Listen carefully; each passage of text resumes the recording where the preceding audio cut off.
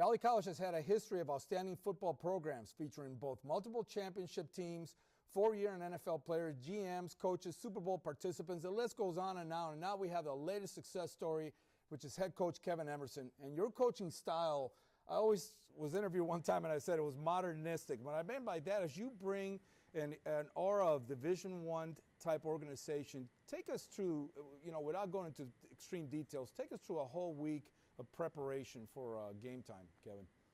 Well, Mike, it kind of all starts off with the people that I've coached under. We're a junior college, and I think it's the number one essential component is the word college there. And I've been to a lot of junior colleges, some that didn't kind of treat it so much like junior college, that treated it more like high school, and then I've been under some good tutelage that taught me how to prepare our guys like college athletes, and that's exactly what we do.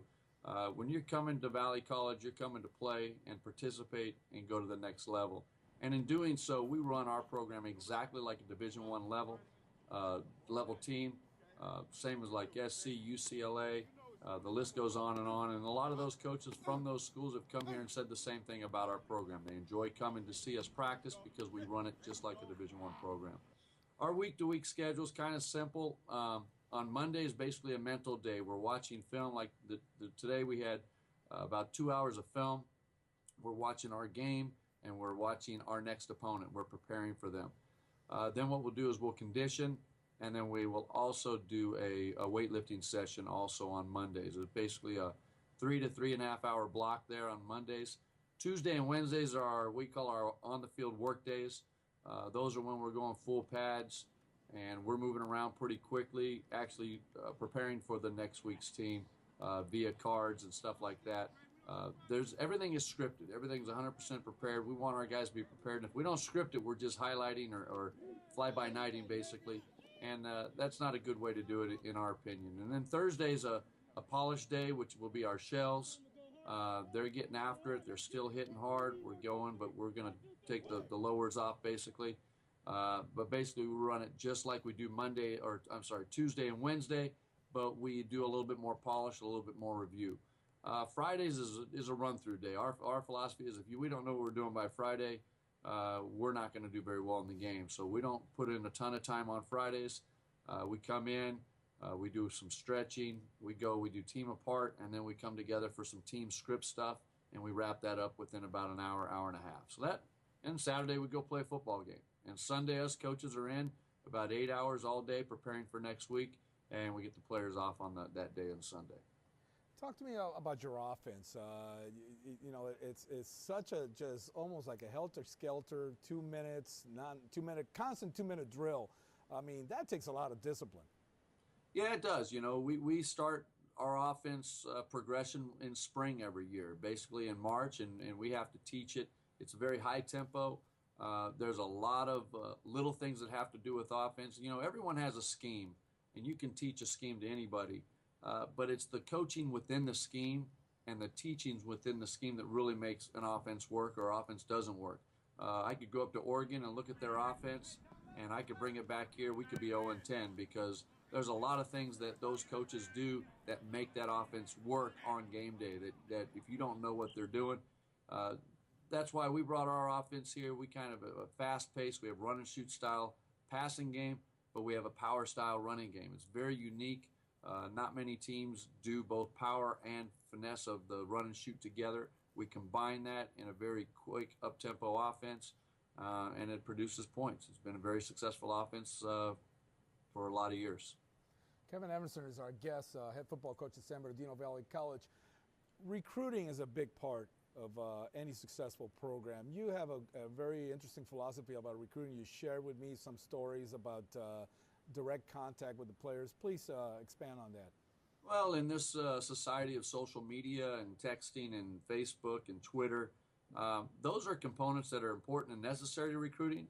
But me and my staff really believe we need to see these guys face to face. We want to talk to them on the phone, and sometimes that doesn't always work. We'll try calling a guy, and sometimes they will not pick up because they only text. So, we got to jump through those hoops a little bit. And that's okay because that's where we are right now in society and our generation, and that's great. We have to adapt to our young athletes, and we do the best job we can. But we do want our coaches to make sure, and myself, that, hey, if we have a job and that's to get a hold of someone, we want to get a hold of them.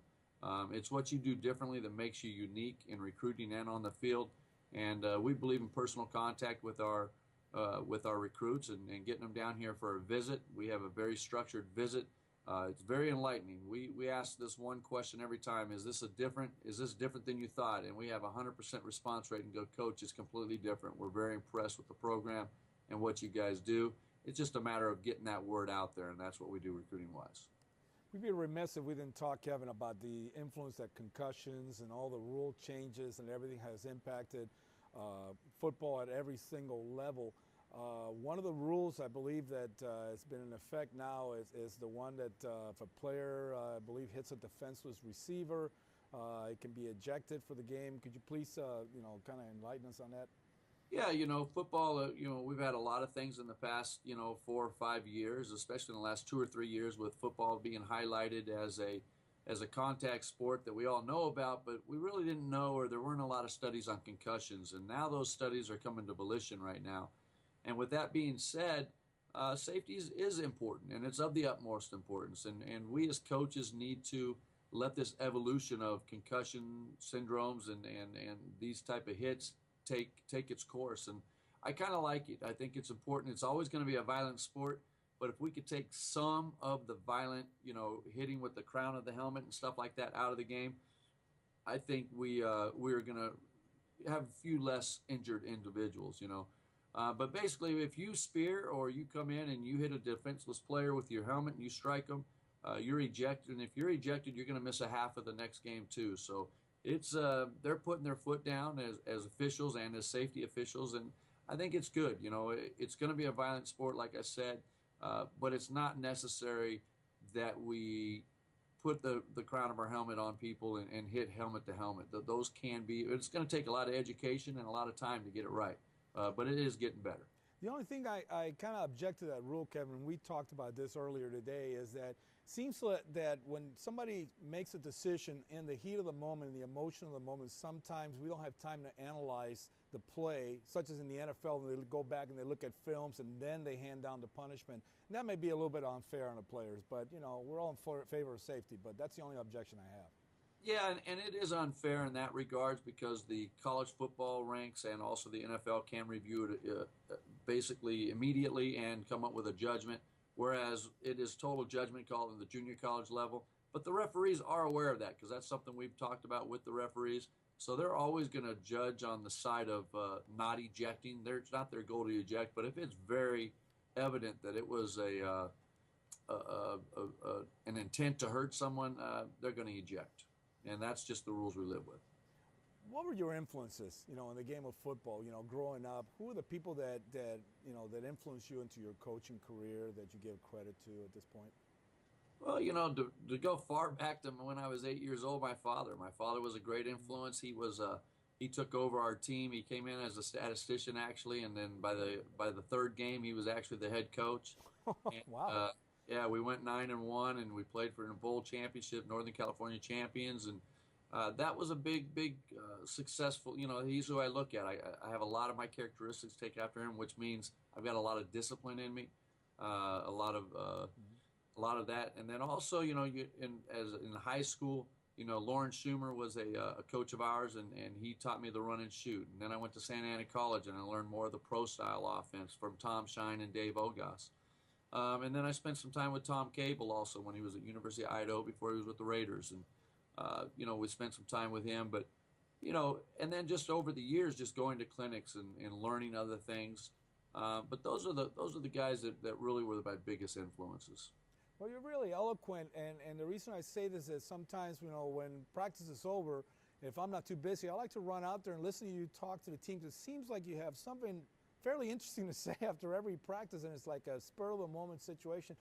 When did you realize that, or what is your philosophy as far as when you address a team? It's something that is what's happened, a feel that you get throughout the entire day, and then you're able to express it to them? Yeah, basically throughout the day. There's a never-ending list of things to talk about at our level. Everything from how you talk to the media to how you react when you're on the streets, or if you're at a party, how do you act? There's a never-ending list of things to do, and I try to pick a few of those things each day that are pertinent to that day. Obviously, I don't sit down at my desk and say, what am I going to talk about today? As the day goes through, something might come up and it might spark a memory of something I need to talk about. But everything from education to passing the classes to attending to moving on to the next level. I just think the more you tell these young men, and hopefully the more you can convince them to do the right thing and be good people in society. How big is it having your games televised?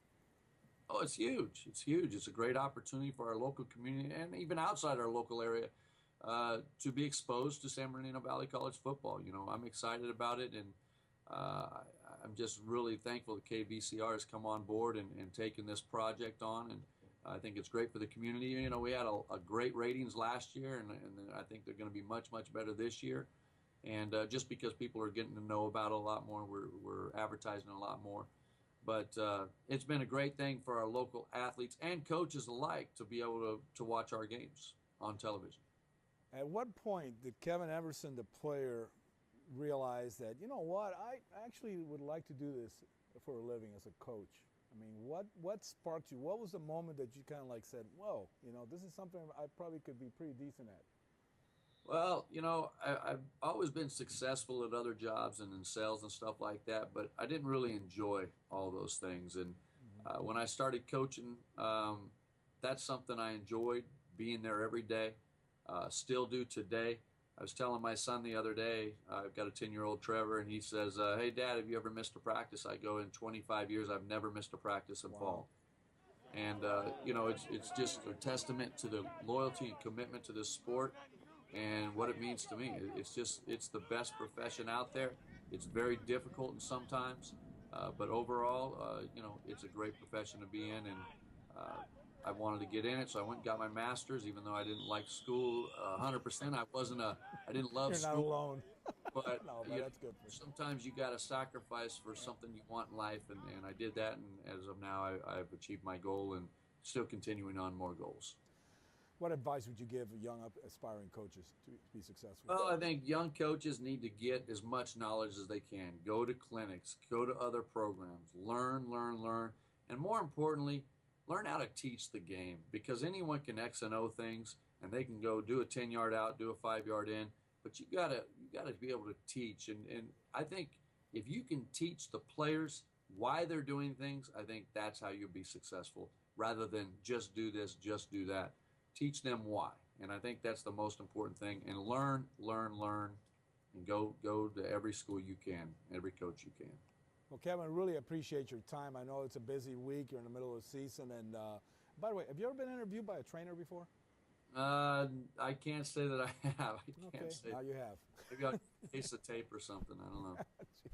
Thanks for your time, bud. I appreciate it. All right, Mike. Thank you.